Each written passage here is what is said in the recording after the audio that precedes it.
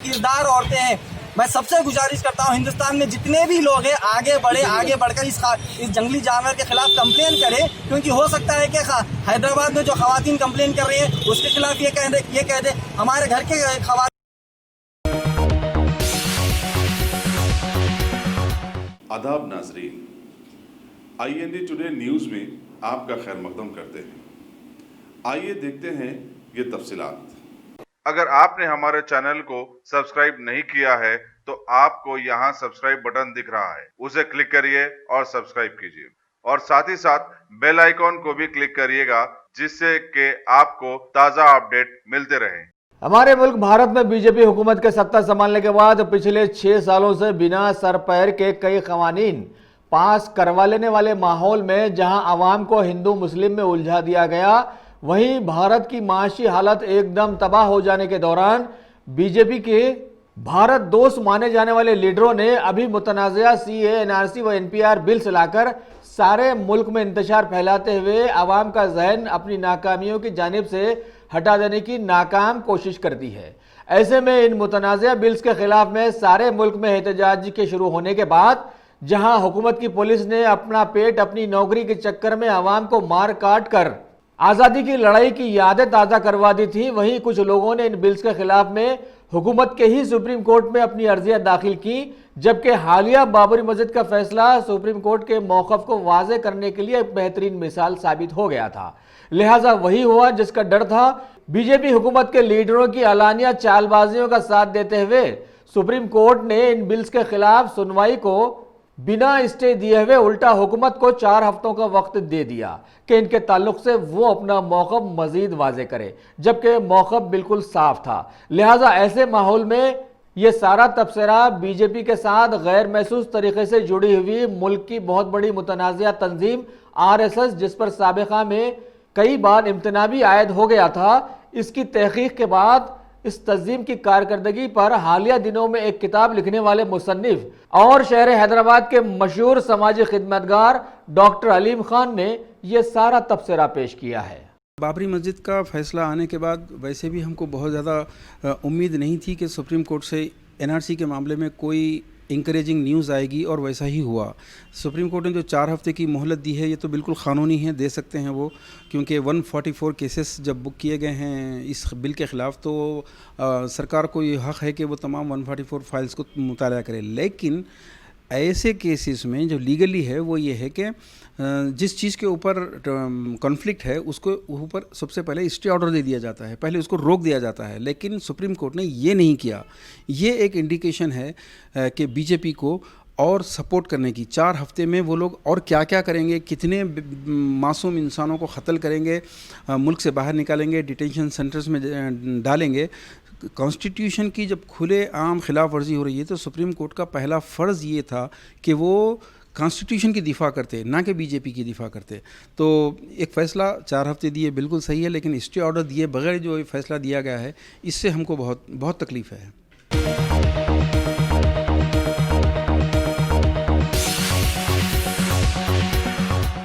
मिल्लत इस्लामिया की ख़ास और अहम तालीम के मुताबिक बद किरदारी से पैदा होने वाली औलाद ना सिर्फ अपने ख़ानदान, माशरा, बल्कि सारे समाज के लिए इंतहाई मुज़िर, नुकसानदेह और बेइज्जती का बायस होती है।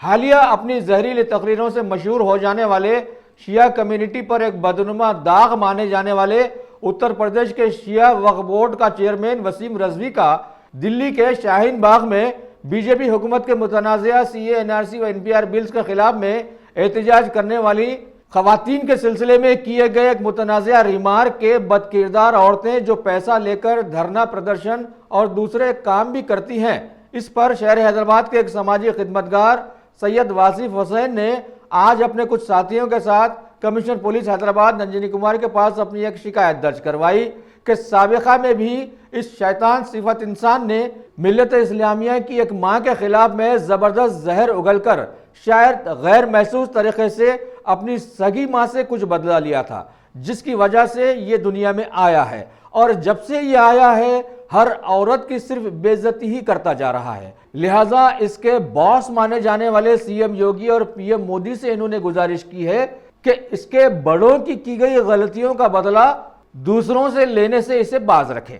कि जो है हैदराबाद कमिश्नर ऑफिस आए हैं एक मलून मरदूद के खिलाफ कंप्लेन करने के लिए, जिसका नाम है वसीम रजवी। उसने जो है यूपी का रहने वाला है। उसने जो है अपने शिया इमाम के ऊपर कुछ तनकीद करते हुए जो खवातीन हिंदुस्तान में CAA, NRC और NPR के खिलाफ प्रदर्शन कर रही है, प्रोटेस्ट कर रही है, उसने कहा है कि ये जो है बदकिरदार औरतें हैं और ये पैसा लेकर कुछ भी करती है। दो बार इसने कहा है कि बदकिरदार औरतें का माना बैड कैरेक्टर। शाहीन बाग के खवातीन को और लखनऊ में जो घंटा घर में जो प्रोटेस्ट कर रही है, इन खवातीन को इस मरदूद जंगली जानवर ने इस तरीके से कहा है, तो मैं सबसे गुजारिश करता हूं कि इसके खिलाफ केस दर्ज करवाएं। हम यहाँ कमिश्नर ऑफिस आए और कमिश्नर ऑफिस से यही गुजारिश और डिमांड करेंगे कि 509 IPC के तहत कमिश्नर ऑफिस पर ये कंप्लेन दर्ज हो। कमिश्नर ऑफिस से भी मैं कमिश्नर साहब को भी एक मैं मैसेज देना चाहता हूँ, जितने भी कंप्लेन हमने इसके खिलाफ जो है पहले दिए थे, कमिश्नर साहब ने सिर्फ कंप्लेन को लिया और कहा कि हम कंसर्न डिपार्टमेंट को दे देंगे। ये ऐसा करना अभी नहीं है, खाली मीठा चावला खा लेके मीठी बात करना नहीं है। आप देखिए मिसाल के तौर पर इसने खवातीन हमारी शाहीन बाग में तकरीबन 2 महीने से ज्यादा शाहीन बाग में प्रोटेस्ट कर रही है, प्रदर्शन कर रही है। ये जंगली जानवर कहता है कि ये जो है बद किरदार औरतें हैं। मैं सबसे गुजारिश करता हूँ हिंदुस्तान में जितने भी लोग हैं आगे बढ़कर इस जंगली जानवर के खिलाफ कंप्लेन करें, क्योंकि हो सकता है कि हैदराबाद में जो खवातीन कंप्लेन कर रही हैं उसके खिलाफ ये कह दे हमारे घर के खवातीन जो है हमारी माँ बहनों को कुछ कह दे। ये हद तक आने की जुर्रत ना करिए। अब ये शाहीन बाग के लोगों को कहा है, शाहीन बाग की खवातीन को कहा है और लखनऊ की खवातीन को कहा है, तो हम ये वेट नहीं करेंगे कि हमारे घर पर आ जाए और हैदराबाद, कर्नाटका, बैंगलोर का नाम लेकर कहे। ये जुर्रत करने से पहले इस जंगली जानवर को जो है IPC 509 के तहत इसको जेल में बंद करवा दिया जाए, क्योंकि इसने पहले भी नबी अकरम सल्लल्लाहु अलैहि वसल्लम के खिलाफ, आयशा रज़ियल्लाहु ताला अन्हा के खिलाफ और जो है उमर रज़ियल्लाहु ताला अन्हु के खिलाफ बदबख्त बातें गई, गुस्ताखाना बातें गई थी। और 509 सेक्शन जो है कॉग्निजेबल ऑफेंस है। कॉग्निजेबल ऑफेंस में कहीं पर भी आप FIR दर्ज करवा सकते हैं और कॉग्निजेबल ऑफेंस में इमीडिएट अरेस्ट होता है। उसके बाद मैं कहना चाहता हूँ मरकजी हुकूमत से, हमारे प्राइम मिनिस्टर, प्रधानमंत्री ने कहा बेटी बचाओ बेटी पढ़ाओ। अगर बेटी बचाओ बेटी पढ़ाओ का यह नारा है, तो अगर ऐसे जंगली जानवरों का मुआशरे में, सोसाइटी में खुला छोड़ देंगे तो ये जो है हमारे हिंदुस्तान के मुस्लिम सिख, हिंदू मुस्लिम सिख ईसाई खवातीन के ऊपर जान का खतरा हो सकता है और इनकी इज्जत पर खतरा हो सकता है। तो मैं कहता हूं कि हिंदुस्तान के हर पुलिस स्टेशन में इस जंगली जानवर के खिलाफ केस दर्ज करवाइए। और ये देखिए कि ये जो है सलाखों के पीछे यूपी गवर्नमेंट को भी ये डिमांड हम करते हैं कि इसके खिलाफ सख्त से सख्त कार्रवाई करें इंशाल्लाह। कितनी बार आप कंप्लेंट करें? अगर ये FIR दर्ज नहीं करते तो हम कोर्ट से ऑर्डर लाएंगे FIR दर्ज करवाने के लिए और उसको यहाँ पर लाएंगे हैदराबाद की चंचलगुड़ा जेल में हम इसको सड़वाएंगे इंशाल्लाह।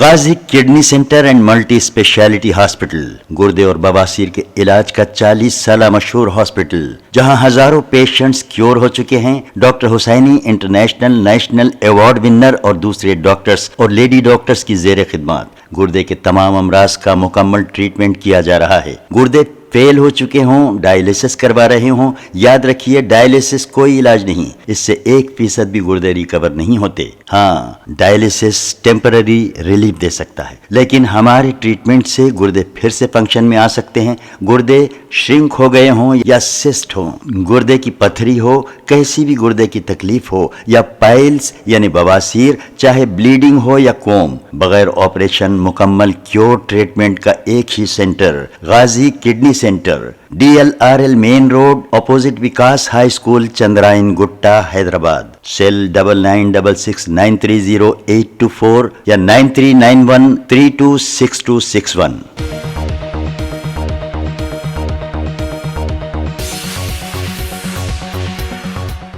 तेलंगाना के बल्दी इंतखाबात में आज पोलिंग का एहतमाम बड़े ही पुरअमन तरीके से अपने अख्ताम को पहुंचा। CLP के फ्लोर लीडर मल्लू भट्टी विक्रमार्का ने आज अपनी अहलिया नंदिनी के साथ मदिरा टाउन के एक पोलिंग सेंटर में अपने वोट का हक इस्तेमाल किया, जो कि उनका पैदाइशी टाउन बतलाया गया है।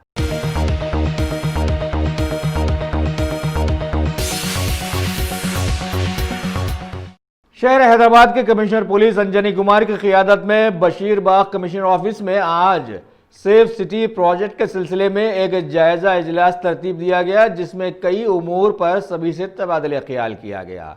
इस मौके पर additional CP crimes Shikha Goyal, IGP she team Swati Lakra के साथ साथ बहुत सारे महकमे पुलिस के आला ऑफिसर्स व प्रोजेक्ट मेंबर्स ने उसमें शिरकत की।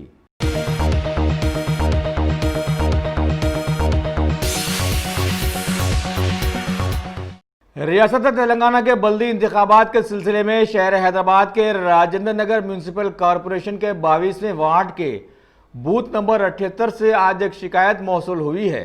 हाल ही में वोटिंग की उम्र को पहुंचने वाली ऐश्वर्या नामी एक लड़की ने यह शिकायत दर्ज करवाई कि इलेक्ट्रॉनिक वोटिंग मशीन का मुल्क में तनाज़ा तो चल ही रहा था, लेकिन बल्दिया इंतखाबात में बैलेट पेपर्स जो इस्तेमाल में लाए गए हैं, इस सिलसिले में आज इस बूथ पर उसे ठप्पा लगा हुआ बैलेट पेपर दिया गया, जिससे साबित हुआ कि लोगों की आज़ादी राय को आलानिया छीन लेने की कोशिश जारी व सारी है।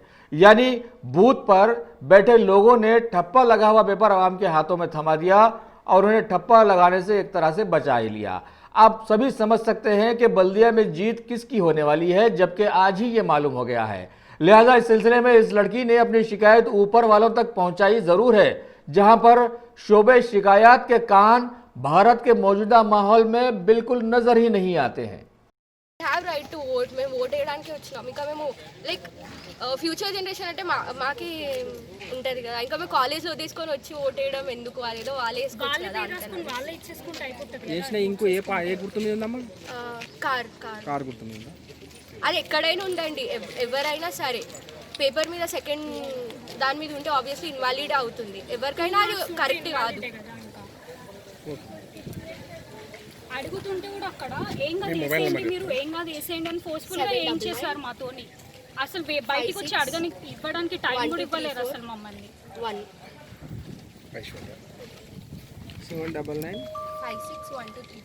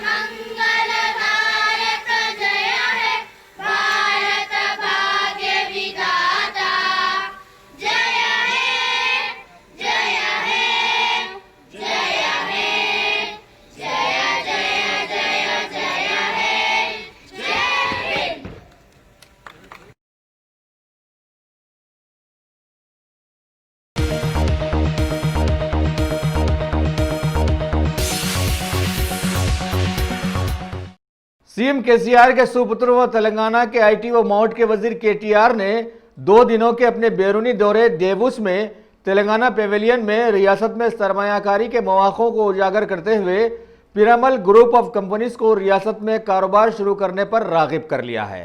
लिहाजा ऐलान हुआ कि अगले 3 सालों में इस कंपनी की जानिब से 500 करोड़ का सरमाया यहां पर लगाया जाएगा और इससे मैन्युफैक्चरिंग ब्लॉक्स, वेयरहाउस एक्सपेंशंस और यूटिलिटी ऑगमेंटेशन को बढ़ावा दिया जाएगा।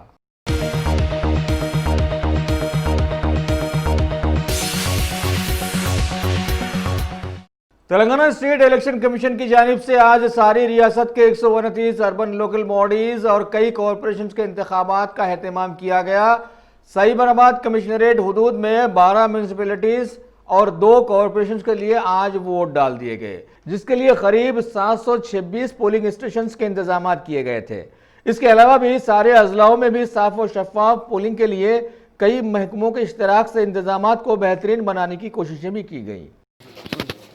ఈరోజు మన సైబరాబాద్ ఏరియాలో 12 మున్సిపాలిటీస్ 2 కార్పొరేషన్లో ఎలక్షన్ జరుగుతుంది। అన్ని చోట్ల కూడా చాలా ప్రశాంత ఎన్నికలు జరుగుతుంది। మొత్తం మన దగ్గర 293 వార్డ్స్ ఉన్నాం।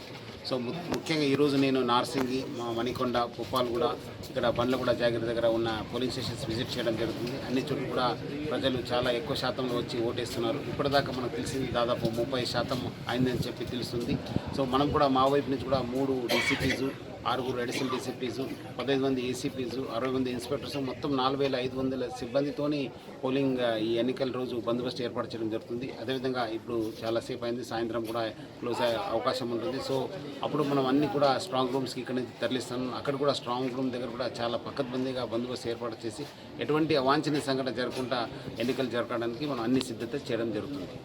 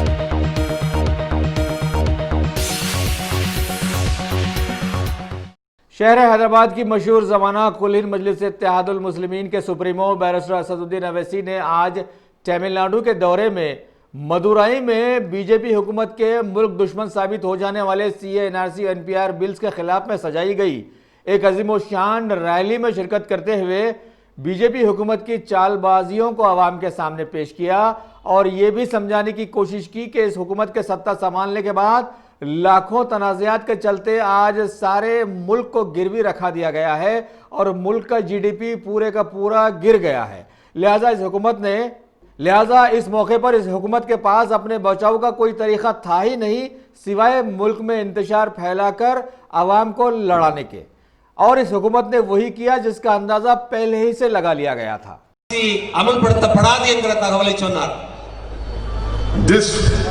Agitation which is going on throughout our country. This is not a Muslim agitation. This is an agitation to save this country. This is agitation to save the ideology of Ambedkar and Gandhi. This is an agitation to save India from becoming a Hindutva nation. India முழுக்க நடந்து கொண்டிருக்கிற இந்த போராட்டம் அண்ணல் அம்பேத்கரும் மகாத்மா காந்தியும் கண்ட கனவு கண்ட அந்த இந்தியாவை பாதுகாக்கிற கனவு, இந்த நாட்டை காப்பாற்றுகிற ஒரு போராட்டம். You mark my words, this is a battle wherein everyone must come out. Anyone who loves Bharat, anyone who loves India, anyone who loves Ambedkar, anyone who loves Gandhi, anyone who loves Nehru, anyone who loves Maulana Abul Kalam Azad, anyone who loves all the freedom fighters, they are not alive in this world. But we will have to ensure that someone from you should become a Gandhi, someone from you should become an Ambedkar, someone from you should become Maulana Abul Kalam Azad. And this is a fight for our country. If we lose this war, then what will be leaving for our next generation? These children would be questioning us tomorrow that what country you have left for us. இந்த நாட்டை விரும்புகிற ஒவ்வொருவரும் இந்த போராட்டத்திலே களமிறங்கியாக வேண்டும். நீங்கள் அண்ணல் அம்பேத்கரை விரும்பினால், நீங்கள் மகாத்மா காந்தியை விரும்பினால், நீங்கள் மௌலானா அபுல் கலாம் ஆசாத் அவர்களை விரும்பினால், நீங்கள் நேருவை விரும்பினால் இந்த போராட்டத்திலே நீங்கள் களமிறங்கியாக வேண்டும். இல்லை என்றால் நாம் நம்முடைய குழந்தைகளுக்கு எந்த மாதிரியான நாட்டை விட்டு செல்வோம் என்பது பற்றி நாம் சிந்திக்க வேண்டும். அந்த வருங்கால தலைமுறைகளுக்காக நாம் இந்த போராட்டத்திலே களமிறங்கியாக வேண்டும். I support each and every agitation against CAA that is being done throughout the country. My best wishes to them, and especially I congratulate the student of Jamia Millia and Aligarh Muslim University for starting this education. இந்த நாட்டிலே நடைபெறுகிற அனைத்து குடியுரிமை சட்டம் போராட்டங்களையும் நான் ஆதரிக்கிறேன். குறிப்பாக ஜாமியா மில்லியா இஸ்லாமியா பல்கலைக்கழக மாணவர்கள் நடத்துகிற அந்த போராட்டத்தை நான் ஆதரிக்கிறேன். I want to pay my deep respects, my homage to Minajuddin, second year LLM student of Jamia Millia, who was studying in the library when this coward Delhi police enters the Jamia Millia library and beats Minajuddin. As a result of Delhi police beating, Minajuddin lost one eye. Islamia பல்கலைக்கழகத்தினுடைய நூலகத்திலே படித்துக் கொண்டிருந்த வினாதுதீன் என்கிற அந்த இளைஞனை டெல்லி போலீசார் அவரை அடித்து துன்புறுத்தி ஒரு கண் பார்வை இழக்க செய்தார்கள். அந்த அப்படிப்பட்ட மாணவர்களுக்கு நான் மரியாதை செலுத்த விரும்புகிறேன். The police entered girls' hostel, begged the girl students. Brutally they were beaten. Many of the girls suffered injured. That is where Narendra Modi doesn't react. What did Narendra Modi say? That if you see the dress of the people opposing this, you can identify them. If I wear a sherwani or if I wear a cap, does that mean that it is my identity that I am prone to violence? பெண்களுடைய விடுதிகளுக்குள்ளே சென்று டெல்லி போலீசார் அடித்து துன்புறுத்தினார்கள். அந்த மாணவிகளை அடித்து நொறுக்கினார்கள். இதற்கு பதிலளிக்க வேண்டிய நரேந்திர மோடி அப்படி எதற்கு எதுவும் பதில் சொல்லாமல் போராடுகிறவர்களின் ஆடைகளை பற்றி வர்ணித்துக் கொண்டிருக்கிறார். நான் ஒரு ஷர்வானியும் ஒரு தொப்பியும் அணிந்திருந்தால் இந்த நாட்டுக்கு எதிரியாக பார்க்கப்படுவேனா என்பது பற்றி அவர் குறிப்பிடுகிறார். In Aligarh Muslim University, police entered, fired a tear gas shell. One tear gas shell fell on a young boy, young student. To save his life, his hand was amputated. Aligarh முஸ்லிம் பல்கலைக்கழகத்துக்குள்ளே நுழைந்த போலீசார் கண்ணீர் புகைக்குண்டுகளை வீசி அங்கிருந்த ஒரு மாணவனை பாதிக்கும்படியான நடவடிக்கைகளிலே ஈடுபட்டார்கள். That is why you see that on 20th of December a protest was held in Uttar Pradesh. Some violence took place. I condemned it immediately. But what did the chief minister say? That we will take revenge.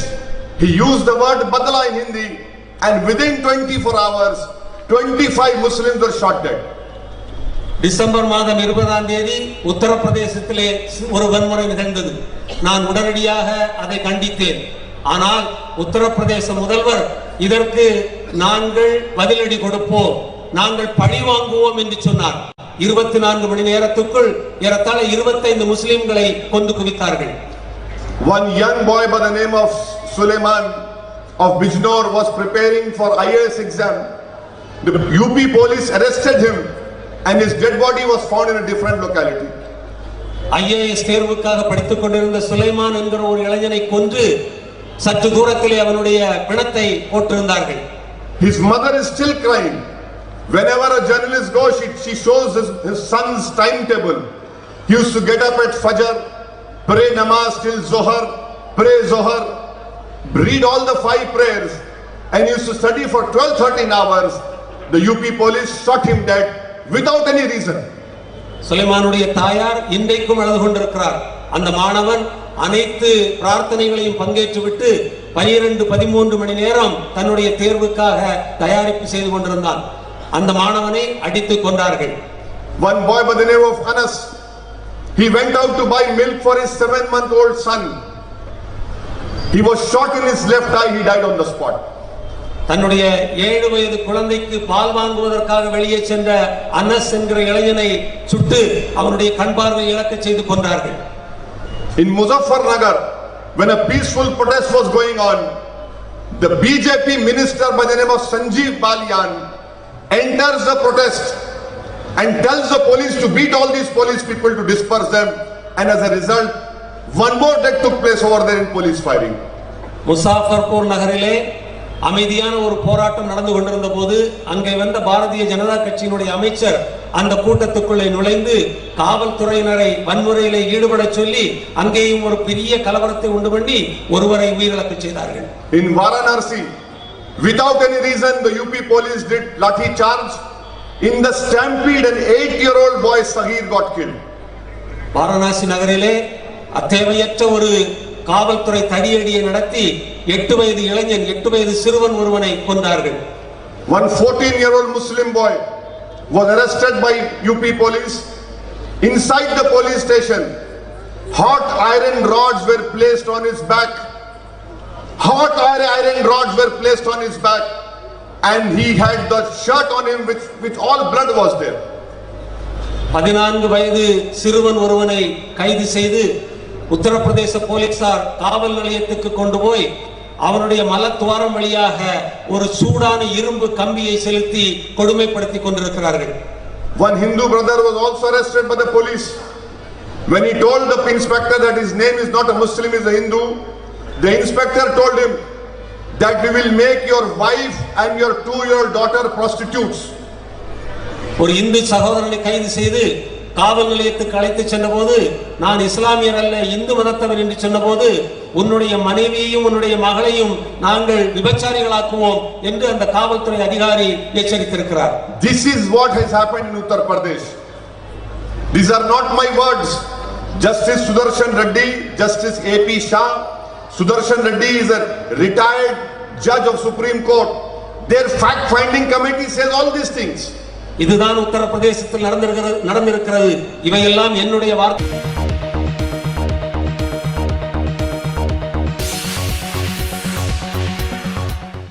BJP हुकूमत के मुतनाज़िया CAA, NRC और NPR bills के खिलाफ में बनाई गई joint action committee बराए तेलंगाना व आंध्र प्रदेश के सदर मुश्ताक मलिक ने आज एक इजलास में बतलाया कि आवाम को अपने एहतजाज को अब नया रंग देना है, यानी आने वाले जुमे को बाद नमाज दोनों रियासतों की हर मस्जिदों में लोगों को इन बिल्स के खिलाफ में एक हलफ लेना है और मरकजी हलफ हैदराबाद की तारीखी मक्का मस्जिद में लिया जाएगा, जो कि बीजेपी हुकूमत की हर धर्मी दूर हटने तक सारे लोग अपना एहतजाज जारी रखेंगे, क्योंकि मिल्लत इस्लामिया ने ख़ास तौर पर देखा भी है, समझा भी है, परखा भी है और जाना भी है कि जब जब मिल्लत ने किसी बात को ठान लिया है वहां पर शैतान ने तारीख में अपने घुटने जरूर टेके हैं। आज समझी के रही तमाम जमातों की, जिसमें तय किया गया है कि जुमे को नमाज जुमा के फौरी बाद मसाजिद में आइम्मा या खतीब हजरात मुसलमानों को अहद दिलवाएं। एक मुख्तसर अहदनामा समझिए कि पेश किया गया है और सोशल मीडिया के ज़रिए वो भी पहुंचाया जा रहा है। मुख्तलिफ अजला में ज़िम्मेदार भी उसको मसाजिद तक पहुंचा रहे हैं। शहर हैदराबाद में भी मुख्तलिफ इलाक़ों में जो जैक के ज़िम्मेदार हैं वो तमाम मसाजिद तक ये अहदनामा पहुंचा रहे हैं। तो एक मुख्तसर अहदनामा है। इसका अहद का मरकज़ी प्रोग्राम मक्का मस्जिद में समझिए कि मुनक़्क़िद होगा, जिसमें जैक के ज़िम्मेदार उस समझिए के प्रोग्राम में शामिल रहेंगे और इंशाअल्लाह मक्का मस्जिद में नमाज जुमा के बाद अहद दिलाया जाए। तो मरकज़ी प्रोग्राम मक्का मस्जिद में रहेगा और उसके अलावा शहर हैदराबाद की तमाम छोटी बड़ी मसाजिद, अजलाओं में भी तमाम छोटी बड़ी मसाजिद में ये प्रोग्राम मुनक़्क़िद हो रहा है। और एक अंदाज़े के मुताबिक करीब समझिए कि आधा समझिए करीब 50 से 60 लाख लोग इस अहद में शामिल रहे। ये तीनों रियासतों में एक अंदाजे के मुताबिक 50 से 60 लाख मुसलमान अपनी मसाजिद में ये अहद करेंगे। ये 24 का जुमे का प्रोग्राम रहेगा और 25 को सुबह 11 बजे शहर हैदराबाद में दारुश्शफ़ा मैदान प्ले ग्राउंड पर ख़वातीन का 48 घंटे का धरना मुनक़्क़द किया जा रहा है। और उस 48 घंटे के धरने में NPR, NRC और CAA के ख़िलाफ़ ख़वातीन का ये पहला मुनज़्ज़म और मुत्तहदा धरना रियासत तेलंगाना में होगा, जो समझिए 48 घंटे तक वहाँ धरना मुनक़्क़द किया जाएगा। हज़ारों ख़वातीन उस धरने में शरीक रहेंगी और मुख्तलिफ़ इलाक़ों में इसके समझिए कि कैंपेन का काम चल रहा है और शहर के सारे इलाक़ों से ख़वातीन निकल कर आएंगी। जो कमेटी इस सिलसिले में ख़वातीन की बनाई गई है, उस कमेटी में डॉक्टर्स हैं, प्रोफेसर्स हैं, असिस्टेंट समझिए कि प्रोफेसर्स हैं और मुख्तलिफ लेक्चरर्स हैं, सोशल एक्टिविस्ट हैं, एडवोकेट्स हैं, ये सारे ख़वातीन इस समझिए के प्रोग्राम की कामयाबी के लिए ख़वातीन से रफ़ पैदा कर रहे हैं और जॉइंट एक्शन कमेटी भी पूरी क़ुव्वत और ताकत के साथ इस ख़वातीन के 48 घंटे के धरने के लिए समझिए सरगर्म अमल हो चुकी है और इंशाअल्लाह ये दोनों प्रोग्राम इंतहाई पुरअमन रहेंगे। अमन शर्त है और उस अमन के लिए जॉइंट एक्शन कमेटी पूरे नज़्म व ज़ब्त को बरकरार रखने के लिए अपना मनसूबाबंदी करती है। आज के इस इजलास में समझिए कि ये गुजारिश की गई है कि ये लड़ाई बड़ी लंबी लड़ाई है और इस लड़ाई के लिए हमको समझिए कि बहरहाल निकलना है। लड़ाई उस वक्त तक जारी रहेगी जब तक कि ये सियाह कानून ख़त्म नहीं होता। शुक्रिया, खुदा।